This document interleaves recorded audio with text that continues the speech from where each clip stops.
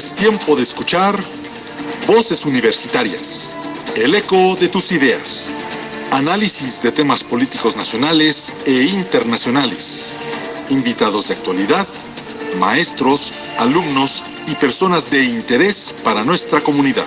Conducen la maestra Verónica Chalita, el maestro Eduardo López, el doctor Juan Araque y el especialista Carlos Chávez. Iniciamos Voces Universitarias.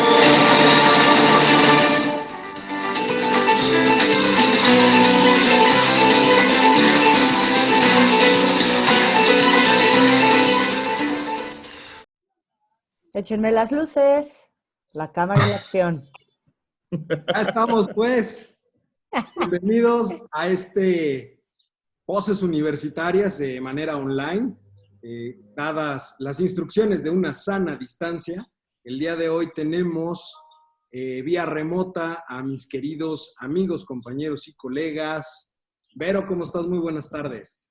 Hola, ¿qué tal? Buenas tardes. Carlos, ¿cómo estás? Muy buenas tardes. Hola Eduardo, buenas tardes. Maestra, ¿cómo está? Buenas tardes, qué gusto saludarla. Igual, Charlie. Doc. Doctor, ¿cómo está? Muy buenas tardes.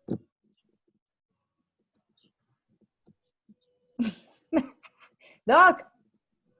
Pero no dice nada. Bueno. Creo que tenemos por ahí, como todo en esta vida, siempre sale algo raro con la tecnología y más ahora que todo el mundo está utilizando, ¿no?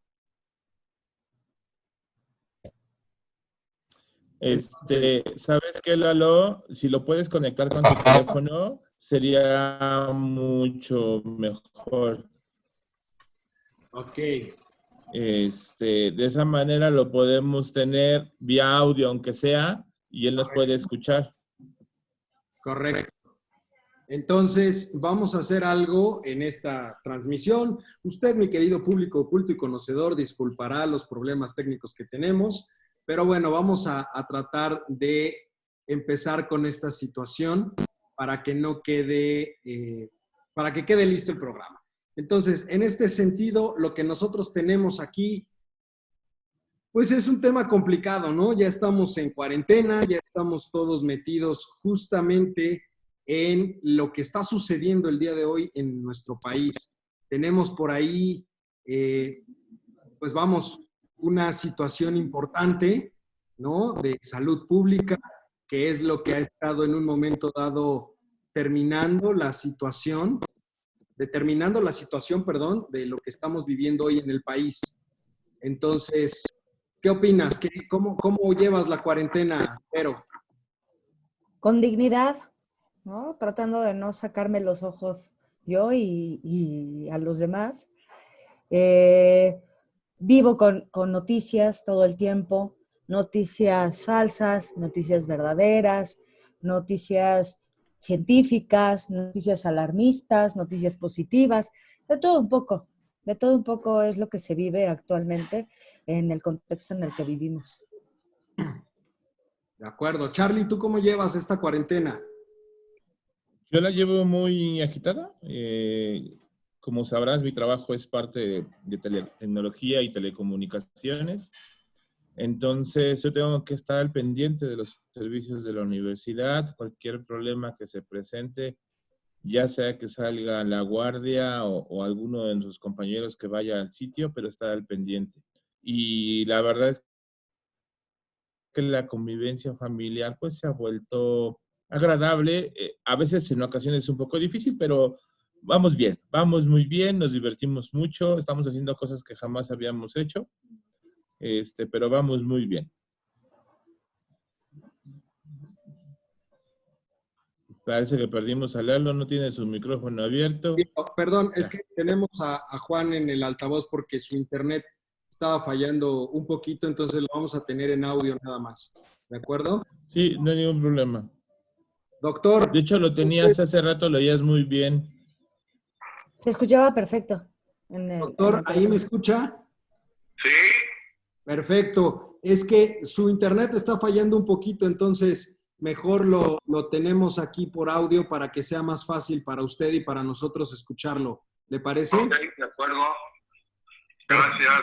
Súper. Le preguntaba yo a Charlie y a Vero cómo están llevando ahorita la cuarentena. ¿Usted cómo la ve que anda en las tierras lejanas de Querétaro? Pues yo estoy aquí encantado de la vida, digo, gracias a Dios, gozando de dijéramos, periodo de inasistencias o cuestiones de clase. Sin embargo, pues estamos manejando, como tú creo que lo has estado haciendo, manejando en línea los 2 días que tengo de clase, que a veces se me dificulta un poco. De hecho, es mi primera experiencia, pero voy tratando de mejorar. Y por otro lado, pues aquí leyendo, encargado del manejo de Netflix, digo, no es cierto. muchas buenas películas realmente, alguno que otro documental por ahí muy interesante, en fin, y pues no tenemos acceso a la alberca porque pues está cerrada por razones obvias, y haciendo un poquito de ejercicio en la mañana, abriendo y cerrando las pestañas, pues con eso es suficiente, ¿no? Totalmente de acuerdo, Doc. Pues sí, digo, creo que todos estamos ahorita en una situación sui generis, digo, es algo que en realidad más o menos todos vivimos en la época de la influenza, por ahí del 2009, pero creo que no había sido tan fuerte como en esta época, porque de hecho, si mal no recuerdo, y ustedes me desmentirán aquí, en aquella época la respuesta del gobierno federal fue parar todo de golpe durante, me parece que fue una semana, si mal no recuerdo, completa. Fueron 2 semanas. 2 semanas se paró todo de golpe. 2 semanas. En realidad, pues no tuvimos tantos experimentos como los estamos teniendo ahorita. O sea, si recordamos, se suspendieron clases, se suspendieron todo, y no es que hayamos tomado la decisión, o no se tomó en ese momento la decisión como ahorita, de poder decir, pues vamos a empezar a hacer el trabajo en casa, clases online y todo ese tipo de cosas, ¿no? Entonces, creo que es una situación sui generis que estamos viviendo todos, pero también creo que es un ejercicio muy interesante, desde la perspectiva en la cual, por lo menos aquí en México, no se tiene tanto la cultura del home office y del trabajo remoto, y creo que esto es un buen ensayo de que sí se puede, ¿no? ¿O cómo la ven? ¿Vero? Adelante. Charlie. Yo voy. Fíjate, Lalo, que es un experimento, bueno, no es un experimento, estamos viviendo una realidad muy difícil. No estamos acostumbrados a estar en casa tanto tiempo. Somos gente que estamos acostumbrados a ir al trabajo, regresar a la escuela, a la actividad, salir, divertirte, comer fuera, regresar. Y de pronto llegar un momento en que te digan, quédate quieto, quédate en tu casa. Hace 10 años, cuando nos tocó lo de la influenza, pues los niños eran chiquitos y no era tanto problema. Pero hoy que ya son adultos, que mi esposa sigue trabajando, es un poco más complejo todavía. Estamos llenos de información por un lado, las redes sociales, que están con noticias falsas, noticias verdaderas, bien lo decía Vero, y la televisión, que se vuelve un medio secundario ya en tu casa, pero aún así sigues viendo los noticieros para estar refrescándote. Es complicado, pero a la vez también es importante para demostrar hasta dónde estamos hechos y de qué somos capaces. Hay mucha gente que va a tener muchos problemas porque viven al día. Esas son las personas que debemos de estar monitoreando y cuidando, ¿no? O tratando de ayudar. Pero ¿tú cómo lo ves? O sea, sí es una buena oportunidad de ejercicio, ¿no? Para cierto sector de la población, porque si bien recordamos, o sea, hay mucha gente que trabaja en el sector servicios, que evidentemente no puede hacer nada de su trabajo por internet. O sea, si tú tienes una fonda, o si tienes una cocina económica, o si tienes otro tipo de venta, pues por supuesto que no puedes hacer el trabajo desde internet, ¿no? Claro. No puedes hacer una comida home office, ¿no? Claro. Yo creo que, y a la vez de que los servicios de entrega hoy están al día, pues tampoco deja de ser un perfil de alto riesgo, porque si tú vas a entregar comida o vas a entregar súper a diferentes casas, pues en una de esas te llevas el bicho. Claro, totalmente. Doctor, allá en Querétaro, ¿cómo ven las cosas respecto a la gente? Pues aquí, digamos, está tranquilo, efectivamente, hay poca gente en la calle, nada más pues, por la cuestión de, digamos, de determinado tipo de situaciones que hay que manejar de manera, ahora sí que a fuerzas, o sea, a producto de calcetín, como dicen luego, los bancos están funcionando, claro, yo hoy en la mañana tuve la oportunidad porque necesitaba, no porque quisiera estar ahí, de hacer un trámite en HSBC, y pues llegamos temprano, mi hijo y yo, y salimos más o menos en un tiempo razonable por el trámite que teníamos que hacer, pero si hay poca gente, la gente guarda su distancia, en fin, digo, tratando de adquirir, cuando menos temporalmente, una cultura, ¿no? Ahora, desafortunadamente, nosotros los mexicanos, pues no tenemos esa cultura. Y por otro lado, el hecho de la observación que se hace con respecto al tipo de determinados servicios que han incrementado su precio, por ejemplo, hablan de la tortilla y el otro tortillero dice que no, en fin, ustedes ya saben a quién me refiero, pero las cosas ahí están. Pero la gasolina ha bajado, Doc. Sí, por eso. ¿Pero tú crees que van a conservar esto después de Carlos? ¿Ha bajado? No, yo creo... ¿También? Sí, en realidad no se entiende. ¿Mandé? Que en realidad, como dice usted, el alza de los precios no se entiende. Si al final de cuentas está bajando la gasolina, pues no se entiende que los productos se encarezcan. Exactamente, Vero, exactamente. Es una cosa que posiblemente tú y Eduardo tal vez pudieran abordar. A ver, hay contradicción. El dólar sube, la gasolina baja y pues algunos precios suben también. Pero esto de la alza de los precios, ¿no? Porque la gente es muy sinvergüenza, ¿no? En todo caso, y aprovecha a río revuelto ganancia de pescadores, como dicen luego, ¿no? Pero sí me gustaría que pudiéramos tener o tratar algunos temas de este tipo, sobre todo tú y Eduardo, ¿no? Sí, claro. O sea, digo, que también ahí, por ejemplo, de forma muy cínica salió el presidente, digo, a decir que en apoyo a la población se había tomado la decisión de bajar el precio de la gasolina, lo cual es una completa mentira. Si el precio de la gasolina... Perdón, Lalo, a ver, yo estoy de acuerdo contigo de que sí es una mentira lo que dice el señor presidente de que él bajó la gasolina. Estoy de acuerdo contigo. Sí. Pero si hubiéramos estado en otros sexenios, la gasolina no baja ni con chochos.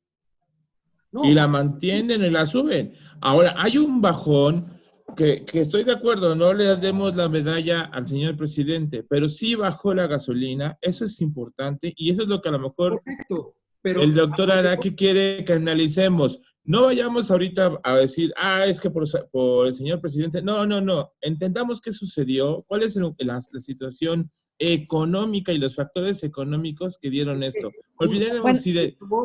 Justamente eso voy. Él salió a decir que había bajado la gasolina cuando es una mentira, porque la situación es que el precio del petróleo se cayó y eso hace que la gasolina sea más barata.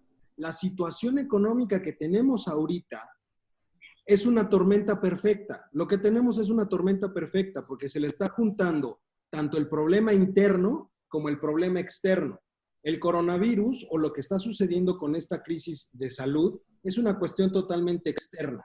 Pero internamente ya teníamos una economía que estaba estancada, no hay inversión, no va a haber dinero, que es lo que me he cansado de decir, y lo único que está haciendo es aprovechar, como bien dice Juan, a río revuelto ganancia de pescador porque está tomando algunas cosas a su favor. No ha vuelto a decir nada, ojo, relacionado justamente con el hecho del tipo de cambio. Ahorita sí ya no ha dicho nada. En cambio, hace unas semanas, cuando el tipo de cambio era menor a 20 pesos, él decía que gracias a su gobierno el tipo de cambio era estable. Y ahorita que ya se fue a las nubes, que ha rondado los 25 pesos, pues no tenemos ninguna respuesta por parte de él. Ese es el gran ¿Y problema. cerró en cuánto? ¿25 y cacho? Ha estado cerrando. Hoy tuve una ganancia de 65 centavos, entonces más o menos ha de estar como en 24.50, 24, 24.50. algo así. El nivel en el que se va a manejar es entre los 24 y los 25 pesos. Que si ¿De usted aquí a fin de año? lo platicamos hace algunos meses y decíamos, pues eso tiene que ver justamente con los inversionistas extranjeros que quieren invertir en pesos. Ahorita el peso ya no es rentable porque las tasas de interés cada vez van más para abajo. Entonces, lo que vamos a tener ahí es un problema económico que se va a cruzar con un problema de salud y lo que tienes ahí no es otra cosa más que una tormenta perfecta. Este tema, perdón, pues no sé si llamarlo como una especie de bendice a Dios que vino esto. Está mal que lo diga. ¿Por qué lo diga yo? ¿Por qué? Porque de alguna manera llegamos a lo que en cierta forma, para bien o para mal, él decía que era la cuestión de la gasolina, ¿no? O sea, aquí hay un efecto colateral que de alguna manera favorece a su política y a sus maniobras con sus números, ¿no? Desafortunadamente, no sé qué piensen ustedes, o sea, coincide, pero para mal, ¿no? Bueno, yo con respecto al precio de la gasolina, o sea, finalmente hay dos partes bueno, hay tres partes en las que se compone el precio de la gasolina. Uno es el precio del mercado, del petróleo, otro es el de la logística y uno más es el del IEPS. Ajá. El que bajó es el precio internacional del petróleo. Ajá. No ha bajado ni el precio de la logística de distribución, ni tampoco el IEPS. Ajá. Estoy de acuerdo con Charlie que quizá en otros sexenios no se hubiera hecho de la vista gorda y no se hubiera bajado el precio de igual manera que el mercado, aunque hubiera tenido que ser así, porque algunas veces ya pasó. Sí, ya pasó que en sexenios anteriores bajó el precio, uno de los componentes del precio de la gasolina, y se hicieron del ojo, ¿no? Se lo pasaron por el arco del triunfo y no lo aplicaron. En eso estoy completamente de acuerdo. Que el señor presidente se colgó la medallita de él, que él por sus acciones bajara el precio de la gasolina. Estoy completamente de acuerdo también con eso. Se colgó la medalla. Pero de que hubiera no podido ser así, también es cierto. Por segundo lugar tenemos los precios. Los precios que están subiendo de la canasta básica, la tortilla, el huevo y otras cosas. Y esto no se debe más que a acaparadores del mercado, ¿no? Que suben. Esto sí es capitalismo auténtico, ¿no? De demanda, de gente que está comprando excesivamente y entonces los precios suben. Esto es del capitalismo. No hay mejor ejemplo, son acaparadores de mercado. Discúlpame, Vero, pero estás mal. Tú sí porque estás mal. Porque no vivimos de ninguna manera en un sistema capitalista. Ay, ya hasta me había asustado. Yo dije, ¿qué pasó con el 2? ¿Qué onda? Viví engañada toda mi vida. Ya con la 4T ya no somos capitalistas, acuérdense de eso, neoliberales. No, pero donde iba yo a preguntarle a Vero, más bien insistirle, que me explicara o nos explicara un poquito de la cuestión esta logística y el tercer supuesto del cual hablabas, pero a ver si nos queda un poquito más claro. El primero, pues se supone que es el mercado internacional y bueno, hasta el más tarugo le queda claro, ¿no? Pero los dos siguientes como que no están muy claros. No seas malita, échanos por ahí un speech de esos buenos o mejores. Bueno, a lo mejor Lalo se los puede explicar seguramente mejor como el economista que es, pero el costo de la gasolina son 3 compuestos, o sea, está compuesto de 3 componentes. Uno es el precio internacional del petróleo, 2, el costo de la logística, o sea, el costo de distribución que tiene para las diferentes zonas del país, y el impuesto especial a productos. Eso es lo que le cuesta, digamos, a la gasolinera, por decirlo de alguna forma, llevar el producto desde el lugar donde está almacenado o donde lo compra al punto de distribución. El costo de la logística. Exactamente, de alguna forma. Ajá. Ajá. Y el último es el impuesto, bueno, el IVA y aparte el IEPS, que es el impuesto especial. Que ahí tenemos dos impuestos que entran dentro del precio de la gasolina. El IVA, que es el impuesto al valor agregado y que todo producto que se vende tiene, y el IEPS, el impuesto especial sobre productos y servicios, que es con el que juega en un momento dado el gobierno para aumentar o subir la recaudación por parte de la venta de gasolinas, que efectivamente ahorita no lo han movido. Y ojo, el hecho de tener un precio bajo le permite en un momento dado al gobierno federal subir al IEPS. Dar el IEPS y obtener una ganancia mayor. Así Es es. decir, es un punto desde donde van a querer sacar dinero. Así es. Ellos pueden subir y bajar el IEPS Pregunta, para ajustar los precios. A ver, una pregunta. Entonces, ¿significa que si el precio de la gasolina baja, el gobierno sigue percibiendo exactamente el mismo ingreso por la venta de gasolina? O incluso más, porque normalmente así es como está estandarizado. Baja el precio de la gasolina y sube el IEPS para de manera tener un ajuste. Así es. Como es un promedio, impuesto, ellos tienen un margen así para es. subir y bajar ese impuesto, Así para es. que cuando suba la gasolina, baje un poco El el IEPS y impuesto. amortigüe. Así Ajá, es. le quede como un colchón. Y cuando baja la gasolina, entonces ellos puedan subir este impuesto y recaudar aún más. Ahora, si no me equivoco, esta premisa de liberar el precio de la gasolina la hizo Peña Nieto en su sexenio. Así es. Y esa era la intención, que el precio flotara y se mantuviera precio arriba, precio abajo, dependiendo de cómo se maneja el precio de la gasolina, ¿no? Sin embargo, en su sexenio nunca sucedió, a pesar de que también se cayeron los precios del petróleo. Empezó a suceder al final del sexenio. Si tú te acuerdas, el famoso gasolinazo ese que tanto le criticaron a Mir, fue justamente la liberalización del precio de las gasolinas, porque la reforma lo que se hizo fue hacerla de manera paulatina. Si mal no recuerdo, se empezó en una instancia con los estados del norte y después se fueron abriendo distintas zonas para finalmente liberar toda la república o todo el territorio, liberar ya los precios al mercado. Entonces, en realidad era algo paulatino y fue al cierre del sexenio, prácticamente, cuando ya se liberalizó el mercado completamente desde el gobierno federal. Bueno, cuando ya lo abrieron completamente a mercado. Entonces, ¿eso significa que la reforma energética de Peña Nieto sigue activa? Sí, claro. Ellos no han modificado absolutamente nada de la reforma. La 4T no ha movido nada de la reforma. Lo único que hicieron fue cancelar las rondas petroleras, pero siguen establecidas dentro de la ley.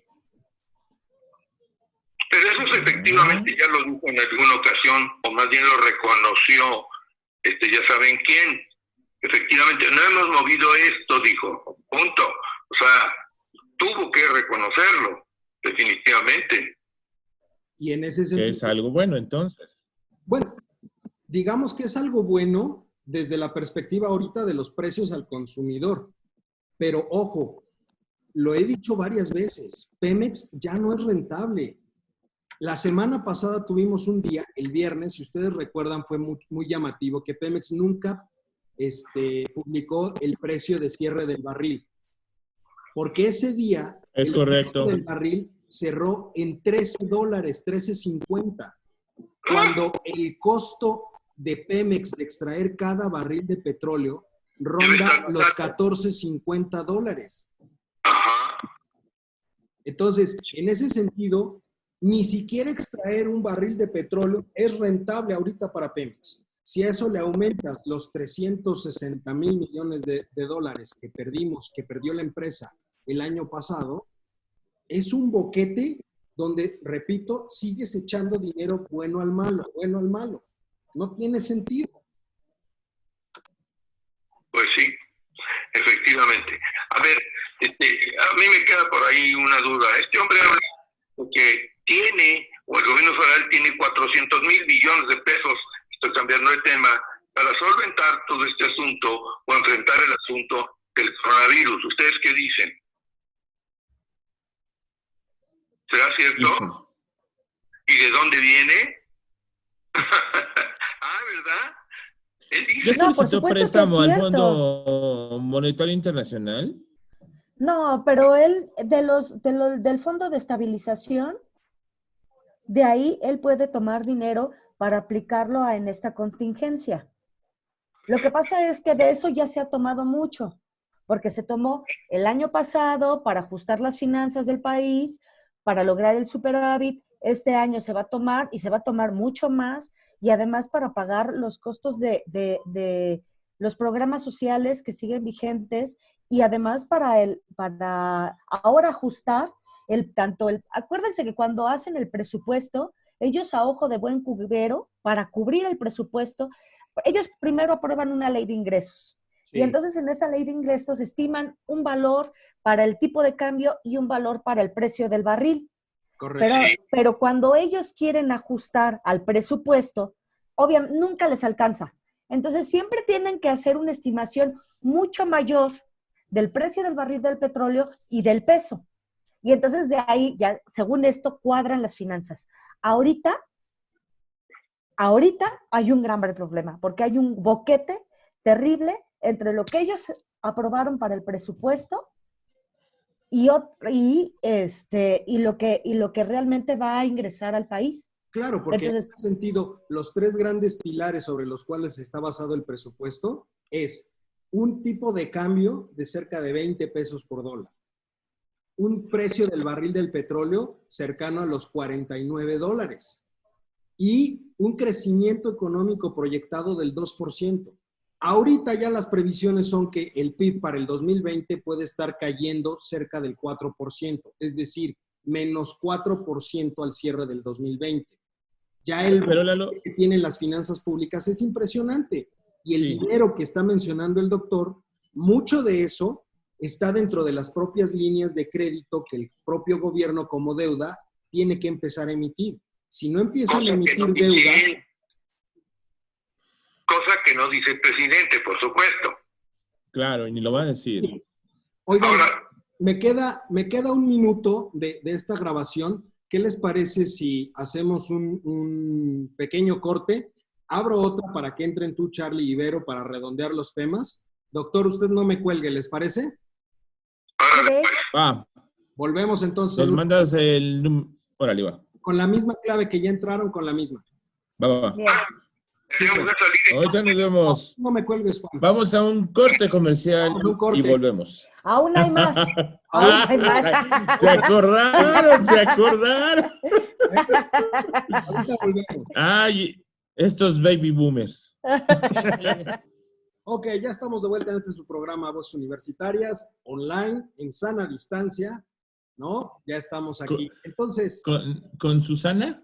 con Susana, ¿no? Susana distancia, que esa cosa, de veras, Y ya por ahí salió su compañero, ¿eh? increíble. Ah, bueno. Abraham. No, déjenme decirles que empezó a circular en las redes unas imágenes de la Secretaría de Cultura. Si ustedes recuerdan, el logotipo del gobierno del gobierno federal son los héroes, ¿no? Sí, y ya salieron separados. Fueron separados, o sea, volvieron a hacer las imágenes, pero poniendo una separación entre cada uno de los héroes y diciendo Susana distancia. Ajá. De veras que ya la propaganda de la 4T sin comentario alguno, ¿no? Oye, déjame recomendarte un libro, a Vero, para que vea algo, digamos, del idolatrado y nunca bien mencionado, bueno, siempre, por demás por el presidente. Hay un libro que se llama La Guerra de los 3 años. Ok, Cómpratelo y vas a ver, y después me dices qué piensas de Juárez. lo voy a anotar. Órale, la guerra de los 3 años. La Guerra de los 3 años. Aquí lo voy a anotar. Y por demás, nunca discutido en la historia realmente. A ver, adelante. Ok. Pues Gracias, entonces, Doc. esta última parte del programa me gustaría mucho que platicáramos sobre la reacción que ha tenido el gobierno federal con respecto a esta situación que tenemos hoy en día. Por un lado, todo el mundo se ha preguntado, ¿dónde está el secretario de Salud? Porque el vocero oficial y el que da la cara en un momento dado, sabemos que es el subsecretario de Salud, el doctor López-Gatell, pero el secretario es una eminencia gris, al igual que los otros 17 floreros que tiene ahí en las secretarías de Estado, ¿no? Pero ya salió en la mañana, Eduardo. Después de cuánto tiempo. No, bueno, eso sí, me queda claro. ¿No? Entonces, en ese sentido, por ejemplo, sale López-Gatell, da algunas reflexiones específicas, ¿no? Dice, ok, todavía no estamos en la fase más grave, estamos en la primera fase, no hay todavía tantos, ¿cómo se llama? No hay todavía tantos contagios, ¿no? Pero por el otro lado salen a decir instituciones como la Organización Mundial de la Salud y experiencia de otros gobiernos, ¿no? A decir, oigan, es que en esta fase, si en esta fase no se activan protocolos importantes, van a llegar a una fase mucho más complicada. Y esa fase más complicada no es otra cosa más que un crecimiento exponencial de los propios contagios, ¿no? Entonces, en ese sentido, ¿cómo han visto la respuesta del gobierno federal? Primero las damas. No, doctor, usted mejor primero. Sacatito para el conejo, Vero. Mira, mejor se la paso a Carlos. A ver, ¿verdad? Siempre yo he dicho que respeto a los mayores, entonces, doctor. No, ya. Okay, adelante, pues. ¿Cómo lo ves tú, doctor? Mira, pues bueno, la información que tenemos, lógicamente, a la mano, pues es la de todos los noticieros. Si bien es cierto que ponen pues lo que está sucediendo en todos los demás países, llevan sus datos estadísticos en cuanto a contagios, sospechosos y muertes. Y ahora, por lo que se refiere al gobierno federal, pues el líder moral que tenemos se echa porras él solo. Digo, porque ¿quién va a convencer a la gente de que el asunto se resuelve de una manera muy, muy fácil? Porque él dice que hay muchas cosas y resulta que luego entrevistan a gentes que dicen pues, que no tienen, digamos, la solución a los temas que están solicitando, como es la cuestión esta de los contagios y demás, ¿no? Él dice López Obrador, no sé en qué tiempo va a haber 13,000 o 12,000 hospitales. Yo me imagino que se está refiriendo a que los va a construir pues la defensa, ¿no? Y los va a construir prefabricados, porque 13 hospitales, pues a menos que tengas tu doctor y un cuartito ahí para consulta, ¿no? Yo no sé cómo le va a hacer para 13,000 hospitales. Pero lejos de eso, por ejemplo, la respuesta que eso llama mucho la atención, han tratado de basarla mucho en las proyecciones y en los estudios que están haciendo ellos. Yo quiero pensar que efectivamente los estudios son serios y los estudios que están programando son los más adecuados, digo, para dar el seguimiento a la epidemia en un momento dado. Pero justamente están hablando que en el pico más alto, digamos, se habla de 250,000 infectados, que es lo que espera o lo que proyecta el gobierno federal. 250,000 infectados, de los cuales se hablaba que nada más 10,500 iban a requerir los tratamientos de terapia intensiva y tratamientos mucho más fuertes en un momento dado. Y por ahí salió en un momento dado una cifra que llama la atención, que me dices que dicen que el total de muertos que se espera en un momento dado son de 4,000 muertos en un momento dado. Yo personalmente, yo lo que creo es que estas cifras... Lalo, ¿4,000 en dónde? Aquí en México. ¿En el país? Son las cifras oficiales. Es que es a lo que voy. Sí, yo creo que están haciendo mal la medición de las cosas por una razón muy sencilla. Al año en México mueren 15,000 personas solo por cuestiones de enfermedades respiratorias.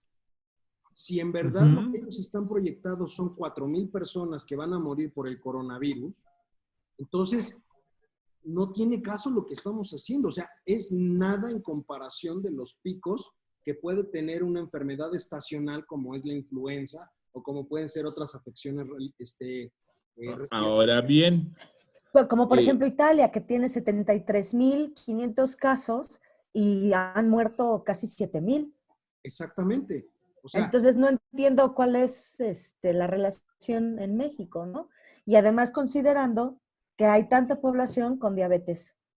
Correcto. Entonces, por eso yo creo que las mediciones como que no están cuadrando. O sea, en realidad... pues, a ver, son proyecciones. Más que mediciones, son proyecciones. Y las proyecciones pueden ser totalmente basadas en datos que no te corresponden.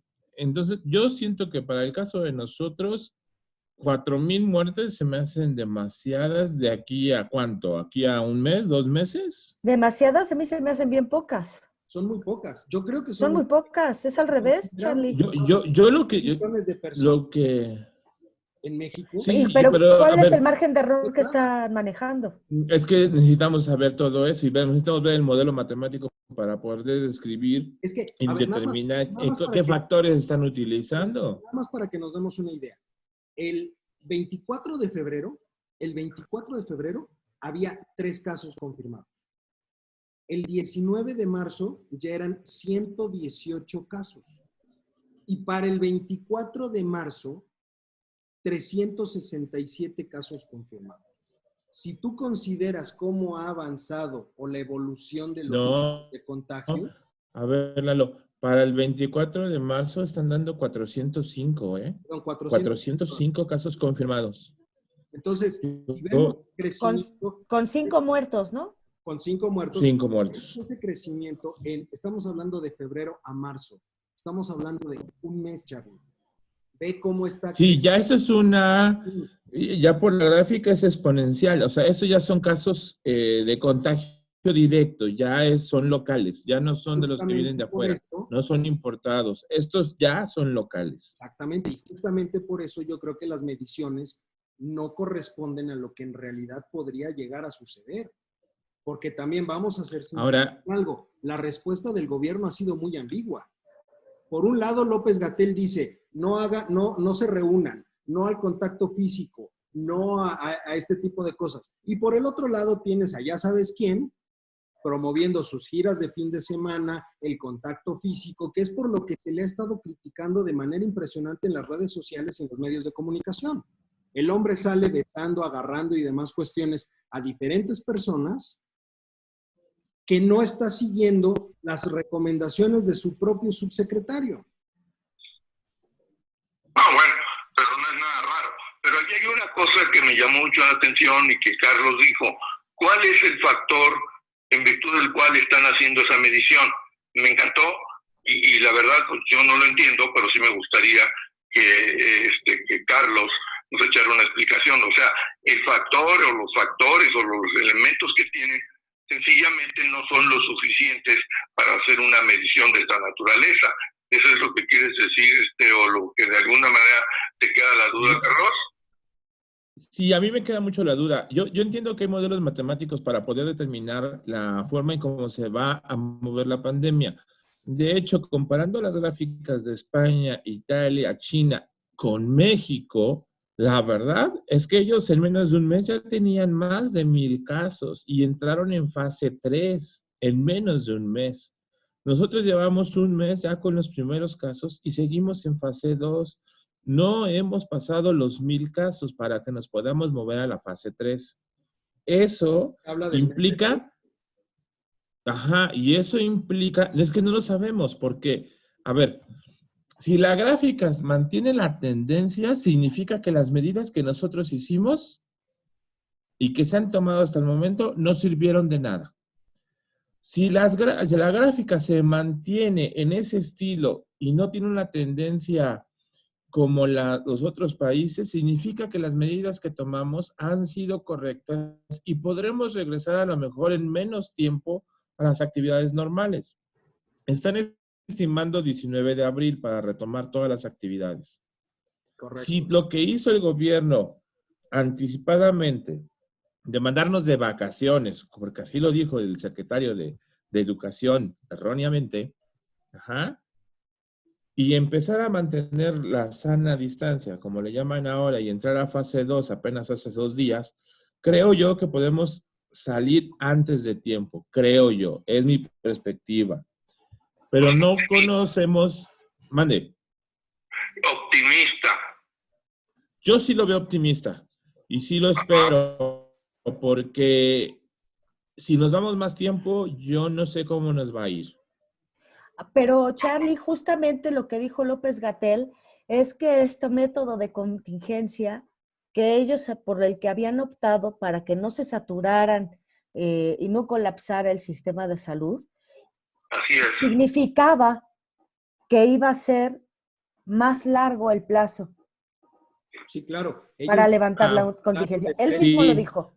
Él mismo lo dijo. Pero es lo que él quería. Literalmente. Sí, a ver, es que hay dos formas de contener y en el caso de México utilizó la segunda opción, que es justo empezar. ¿Se acuerdan con la fase de la influenza que entramos nosotros y en 15 días salimos? Pero ese duró mucho tiempo, duró casi 3 o 4 meses. Y significa que empezó en una parte, la Ciudad de México salió y entraron otros estados en esa etapa. Supongo yo que esto va a suceder exactamente igual. Los estados que alcancen los picos van a salir antes de los que ahorita no tienen esos picos. Yo estoy de acuerdo. Entonces también sería importante. No lo escuché, Doc. No, creo que por ahí va, estoy de acuerdo contigo. O sea, los que llegaron primero a la cima son los primeros que van a bajar. Es correcto. Y esa es la intención de hacer esta prevención, de sacarnos sacar a las jóvenes de la escuela, de sacar a mucha gente de sus trabajos, precisamente para esto, para evitar el contagio masivo, saturar los sistemas de salud. Pero la idea es que se llegue a una punta y esa punta a una cresta y esa cresta empiece a bajar. Y eso va a determinar que ya estaríamos fuera. Los otros estados que no tienen casos o que apenas comienzan con los casos tendrán una cresta posterior. Por eso hablan de esos periodos largos, Lalo. Por eso hablan de que empezamos en febrero y vamos a salir a lo mejor en junio. Pero es porque no todo el país está en el mismo estilo. Agosto. De hecho, agosto, septiembre. Agosto, hablan de agosto. Ajá. Inclusive en octubre todavía iba a haber un poco de los últimos casos, digamos, de alguna forma. O sea, estamos hablando de un proceso de más de 6 meses en un momento dado, ¿no? Yo no creo que se vaya 6 meses. Digo, además, acuérdense que está mi cumpleaños. Bueno. Bueno, Sí. si cae en su lo haremos virtual. Lo haremos virtual, efectivamente. Pues no pasa nada, ¿no? Pero bueno, a ver, pero tú ves que haya una mejor respuesta por parte de la sociedad que por parte del gobierno, porque a fin de cuentas, muchas de las decisiones que se han tomado hasta ahorita han sido iniciativa de la propia sociedad, de empresas, universidades, institutos y demás, más que por un aviso del propio gobierno. Yo creo que la forma de actuar, y sí de verdad estoy convencida, que la forma de actuar del gobierno fue para no afectar tanto la economía. O sea, no olvidemos que el 50, el 60% de la población trabaja en la economía formal, pero el resto no. Y yo sí estoy completamente de acuerdo en que esas fueron las medidas que se tomaron y en razón de eso fue que se tomaron, para no colapsar ni para no fastidiar más la economía, ¿no? Y sobre todo de estas personas que viven al día.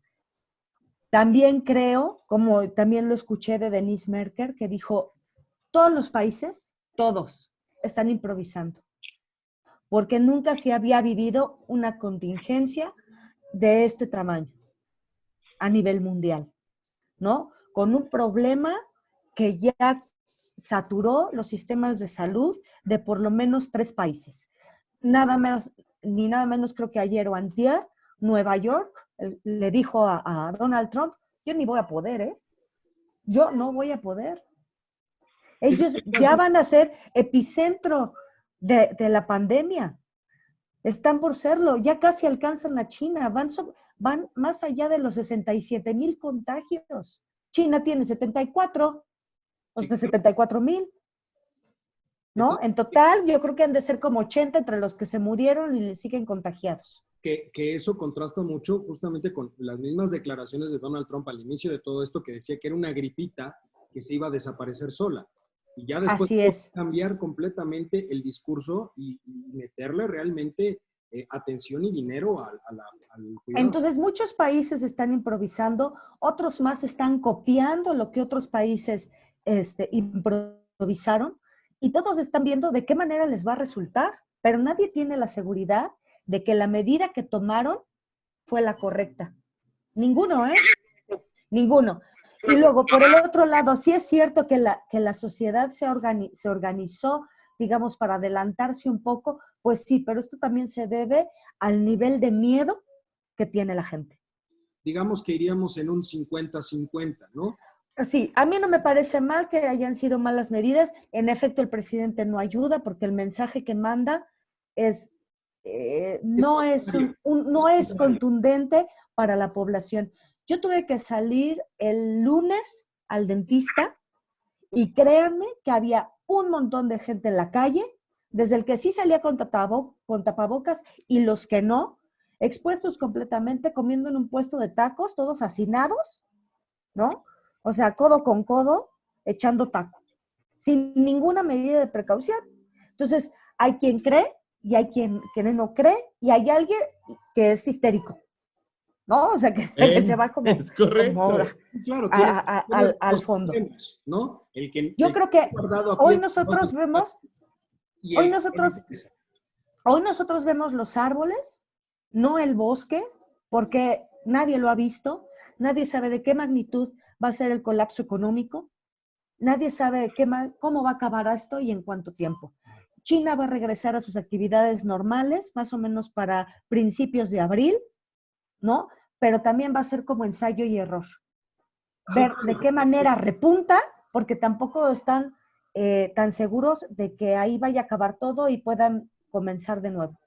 Que finalmente ahí es donde se van a dar cuenta en un momento dado de cuáles son las reales consecuencias, cuál es el alcance de lo que tuvo esta pandemia, económicamente hablando. Pero también, ojo, aquí tenemos que recordar algo. Esos países, tanto China como Francia, como Italia, a lo mejor Italia no tanto, pero son países cuyas economías no estaban sufriendo el bache que está sufriendo hoy la economía mexicana. Entonces, por eso, no se quiso agravar. Van a ser peores en el caso de la economía mexicana que lo que puede suceder en otros países, ¿no? Decía Juan, o mencionabas tú algo del presidente Bolsonaro, ¿no, Juan?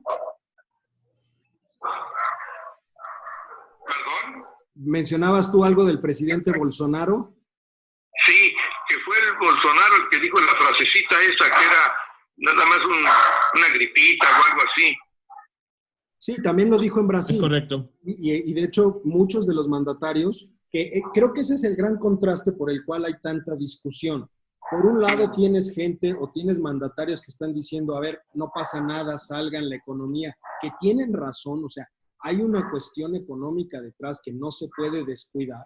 Y por el otro lado tienes mandatarios como el caso de Angela Merkel o el mismo Macron, que salen a decir que no se habían enfrentado a situaciones de este estilo desde la Segunda Guerra Mundial y que realmente lo ven como un problema que se tiene que atacar y por supuesto tienen los recursos como para destinarlo, como ya sucedió en Francia, donde le destinan dinero a las personas que en este momento no pueden recibir un sueldo, a subsidiar otro tipo de cosas, y tienes ahí los dos grandes contrastes, ¿no? Donde tienes economías muy pujantes que tienen los recursos para apoyar un paro momentáneo, digámoslo de alguna forma, y tienes economías que están colgadas con alfileres que no pueden descuidar la parte económica. Y eso es algo muy básico que se tiene que ver y que tal vez es lo que ha generado el gran contraste y la gran discusión a nivel social de por qué ellos están haciendo esto, por qué nosotros no, si las decisiones de ellos son correctas o las nuestras son correctas, ¿no? Bueno, muy bien. Ya nos comimos el tiempo. Pues sí, Otra vez. a veces, Y eran conclusiones. pero a ver, yo creo que todavía la próxima semana, todavía va a ser tema, ¿de acuerdo? Vamos a tener en un momento dado más datos, seguramente vamos a ir viendo nuevos datos respecto al nivel de contagio, pero también una cuestión económica ya más importante, porque ya vamos a ir por la tercera semana de paro de muchas industrias, ¿no? Entonces ya se va a poder ver un poco más claramente cómo se van dando las afectaciones en un momento dado y sobre todo la respuesta que va a tener el gobierno. Si en verdad, como bien dices tú, Charlie, si la gráfica de los contagios se empieza a nivelar un poquito, significa que, bueno, se han tomado buenas decisiones y que posiblemente no haya tanta afectación en cuanto a salud, no tanto en economía, pero ya lo iremos Es viendo correcto. respecto al tiempo, ¿no? Algo Por más cierto, que agregar antes de que acabemos. Yo nada más algo importante. Sé que estamos en época de pandemia, sé que estamos en época de muchos miedos, pero también es época de muchos problemas sociales. Se ha manejado por Facebook y WhatsApp grupos que están organizándose para ejercer saqueos en las tiendas. Entonces, ahí si ustedes logran contactar a algún grupo de esos, sí sería importante que los podamos reportar a la Policía Federal para que desmantelen ese tipo de situaciones, porque van a generar un caos mayor todavía. Totalmente de Correcto. acuerdo, totalmente de acuerdo. Yo creo, y como lo escribí en el día de hoy no podemos hablar ni de tiempos de oposición, pero tampoco son tiempos de gobierno. Hoy es tiempo de la ciudadanía y creo que en el caso de México, si alguien ha demostrado solidaridad y unidad en momentos de crisis es la sociedad mexicana. Entonces hay que apoyar mucho en la medida de lo posible, por supuesto, las buenas iniciativas y sobre todo también levantar la voz y condenar ese tipo de iniciativas como las que mencionas, ¿no? Sí. Oye, Eduardo, ahí tenemos un material del Albazo de Morena. ¿Cuál? Ah, sí, lo de los diputados. Ah, sí. Tenemos Sería bueno pero, hacer algún comentario, ¿no? En el siguiente programa. Claro, yo creo que en el siguiente programa podríamos abordar un poco más la cuestión económica, ver cómo va el tema de los contagios, si va mejorando en cuanto a la disminución o demás, y tocar también ese tema, porque la cuestión política también se ha puesto muy interesante. Hay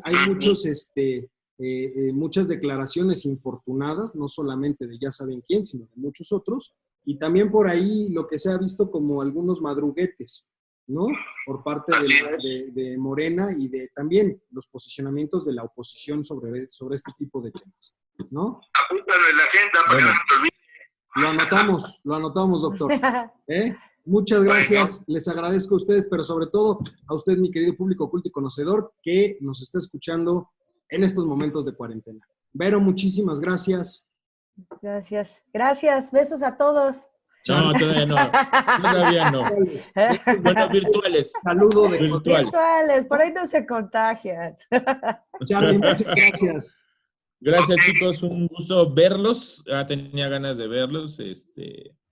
Esta cuarentena ha sido larga, ha sido difícil, mucho trabajo, pero vamos a salir bien. Vamos a salir bien. Yo confío en mi país, de verdad.